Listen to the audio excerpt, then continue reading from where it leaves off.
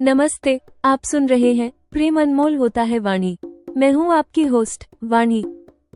पिछले एपिसोड में अलका मैम ने मुझे अपने भव्य घर पर बुलाया था। आज वो मुझे अपनी फ्रेंड बनने का अनुरोध करती हैं और यह मेरे लिए गर्व का विषय है। अलका मैम मेरी ईमानदारी और मेरे परिवार के अनूठे संस्कार की प्रशंसा करती हैं, खासकर मेरे भाई मयंक के बलिदान की। लेकिन जैसे ही हम अपनी बातें आगे बढ़ाते हैं, मैम मुझ पर गुप्तता बनाए रखने का वचन लेती हैं। मैं भी प्रतिज्ञा करती हूँ, पर फिर मैम एक ऐसा खुलासा करती हैं जो मुझे स्तब्ध कर देता है।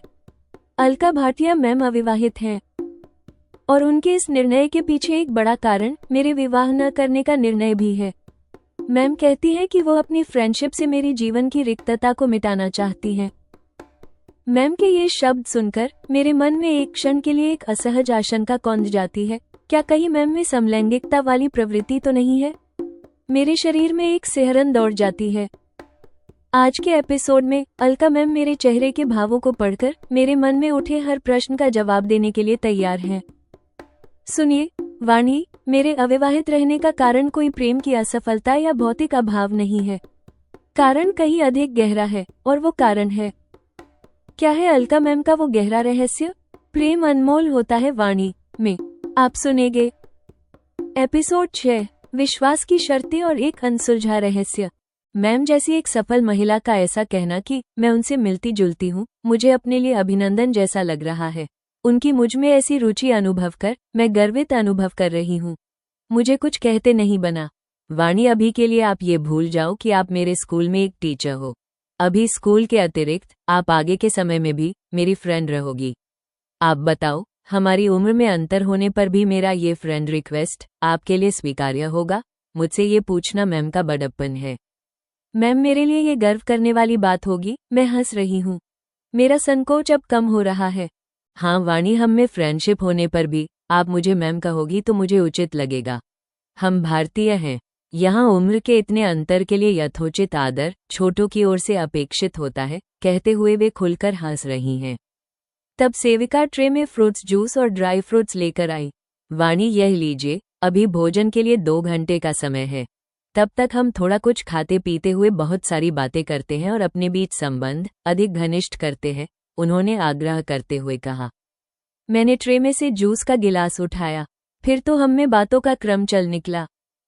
वाणी, व्यक्तिगत रूप से मेरे अधिकतर निकट संपर्क मेरे ही समकक्ष उच्च वर्ग की या मेरी ही समवयस्क महिलाओं में रहे हैं।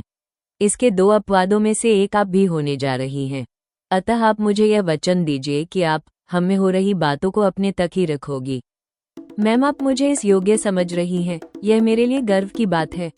हम में होने वाली किसी भी बात को ऐसे ही रखूंगी जैसे मैं इन्हें जानती ही नहीं, मैं वचन देती हूँ।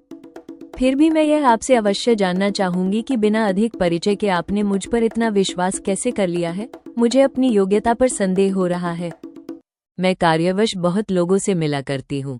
ये कहा जा सकता है कि इससे ही मुझ में कुछ देर के वार्तालाप से ही किसी भी व्यक्ति को समझ लेने की क्षमता विकसित हुई है।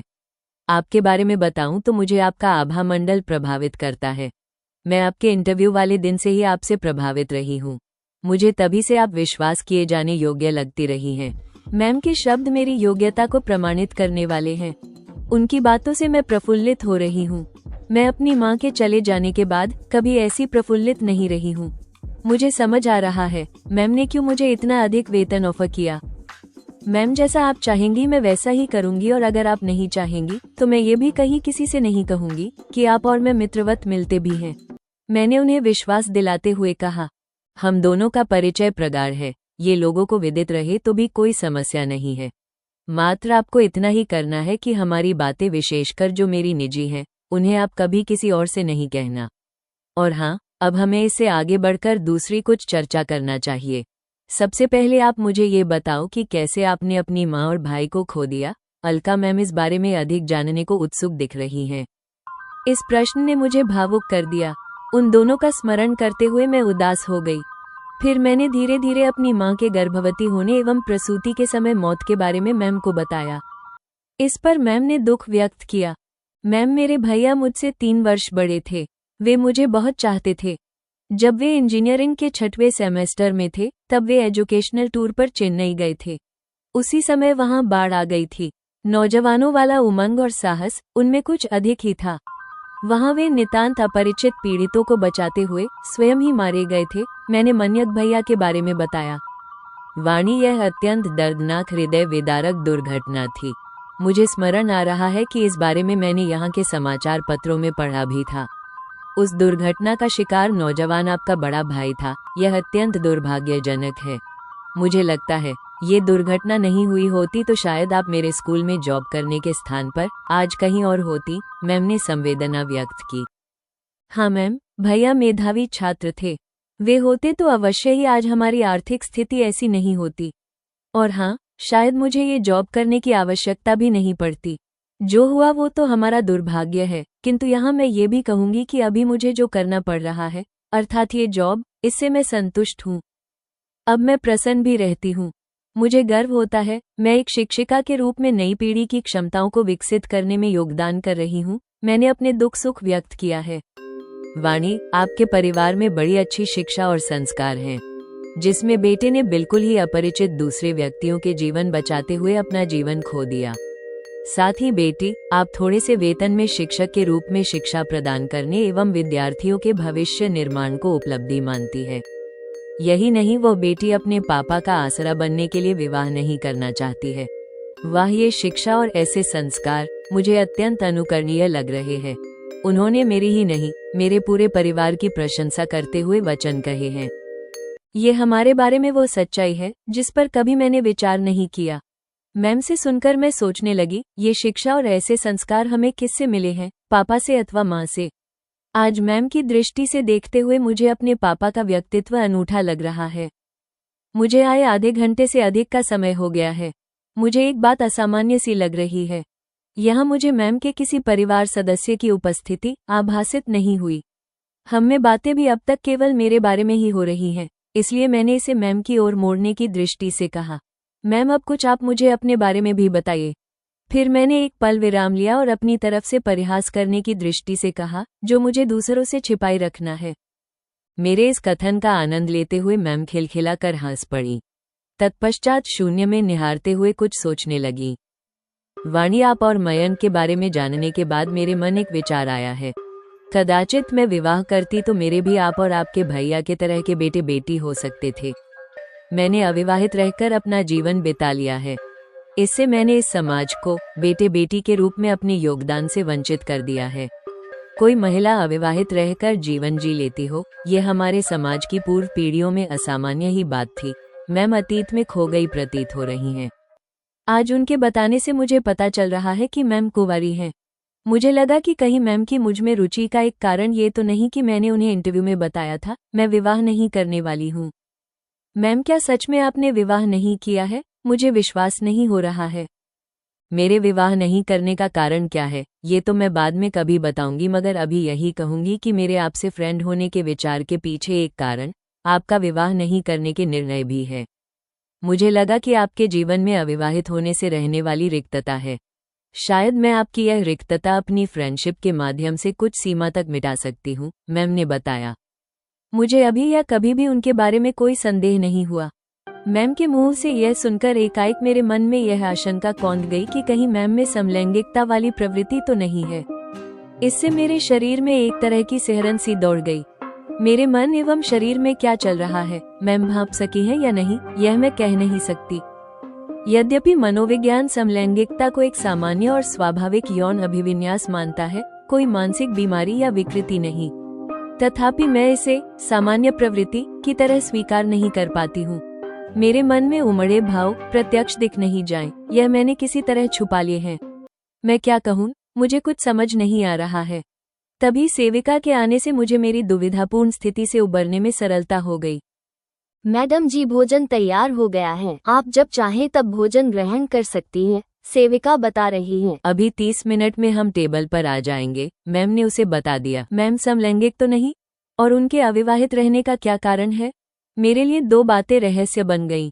मैम के बारे में जानने की इच्छा मेरे मन में बलवती हो गई है। ना जाने कब इन रहस्यों से पर्दा उठेगा। मैं इन प्रश्नों के उत्तर तुरंत ही जानना चाहती हूँ, पर मेरे पास कोई उपाय नहीं है। वास्तव में अनुभवी प्रौढ़ व्यक्तियों के सामने युवाओं की स्थिति बड़ी कठिन हो जाती है। वे बिना कुछ कहे सुने लोगों के बहुत कुछ भाव मात्र उनकी मुखाकृति से ही पढ़ समझ लेते हैं। साथ ही उन्होंने कब क्या समझ लिया है ये बताते भी नहीं हैं। मैम ने मेरे मुख के भाव पढ़ लिए हैं। वाणी किस विचार में खो गई हो, उन्होंने प्रश्न किया है। मैम मैं सोच रही हूँ कि मनोविज्ञान विषय की पढ़ाई तो मैंने की है, लेकिन मुझे लगता है इस विषय में दक्षता आपकी अधिक है। मैं मूर्ख की तरह हंस रही हूँ। आप वो कैसे समझ रही हो, मैंने बात बनाते हुए कहा। मैम मुझे भी यही उचित लग रहा है कि हमें अभी आधे घंटे बाद भोजन करना चाहिए। आपने बिना मुझसे पूछे ये समझ लिया है कि नहीं? अलका मैम ने मेरी ओर देखा। उनकी आंखें शून्य में नहीं सीधे मेरे हृदय में झांक रही हैं। वो बोली, वाणी, मेरे अविवाहित रहने का कारण कोई प्रेम की असफलता या भौतिक अभाव नहीं है। कारण कहीं अधिक गहरा है और वो कारण है जेमिनाई की समालोचना और रचनात्मक मार्गदर्शन। प्रिय श्रोताओ, ये प्रेम अनमोल होता है वाणी के एपिसोड 6 का समापन है। यह एपिसोड अलका भाटिया के चरित्र में रहस्य का समावेश करता है और वाणी के आंतरिक द्वंद्वों को प्रकट करता है।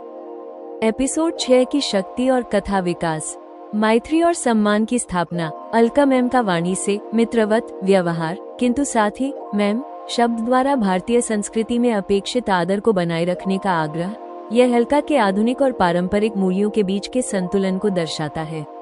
ये संबंध को गहन और स्थिर आधार प्रदान करता है। रहस्य का निर्माण, अलका भाटिया। अलका द्वारा अविवाहित होने का प्रकट करना और फिर इसका कारण गुप्त रखना कहानी का मुख्य रहस्य बन जाता है। उनका ये कथन कि मुझे लगा कि आपके जीवन में अविवाहित होने से रहने वाली रिक्तता है, शायद मैं आपकी यह रिक्तता अपनी फ्रेंडशिप के माध्यम से कुछ सीमा तक मिटा सकती हूँ, यह अलका की मनोवैज्ञानिक गहराई और वाणी के प्रति उनके स्नेह का कारण स्पष्ट करता है। वाणी का आंतरिक पूर्वाग्रह। मनोविज्ञान की विद्यार्थी होने पर भी वाणी के मन में अलका के अविवाहित रहने के कारण समलैंगिकता की आशंका का कौंध जाना वाणी के चरित्र की सीमा और उसके पारंपरिक भारतीय मूल्यों को स्पष्ट करता है। यह उसके आंतरिक संघर्ष को दिखाता है। वो जो पढ़ती है उसे सामान्य प्रवृत्ति की तरह स्वीकार नहीं कर पाती।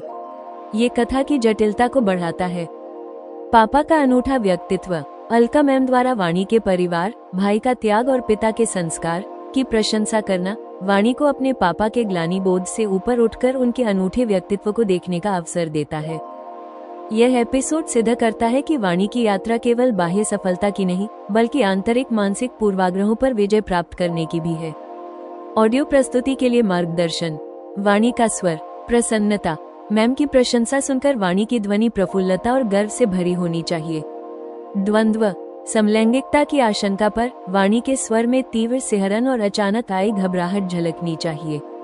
अंतिम संवाद। मैम, मैं सोच रही हूँ कि असहजता को छुपाने के प्रयास को प्रकट करना चाहिए। पात्रों का स्वर। अलका भाटिया, मैत्रीपूर्ण और विनम्र स्वर, किंतु अंतिम निर्णय उन्हीं का होता है। उनके शून्य में निहारते हुए बोलने के क्षणों में ध्वनि उदासी और गहन चिंतन से भरी होनी चाहिए। संगीत। रहस्य का क्षण। जैसे ही अलका अपने अविवाहित होने और वाणी में रिक्तता मिटाने की बात कहती हैं, पृष्ठभूमि संगीत में एक अस्पष्ट, धीमी और रहस्यमय धुन का उपयोग होना चाहिए। समापन। एपिसोड का अंत एक तीव्र प्रश्न चिन्ह के साथ होना चाहिए, जिससे श्रोता अगले रहस्योद्घाटन के लिए उत्सुक रहे। एपिसोड 6 समाप्त।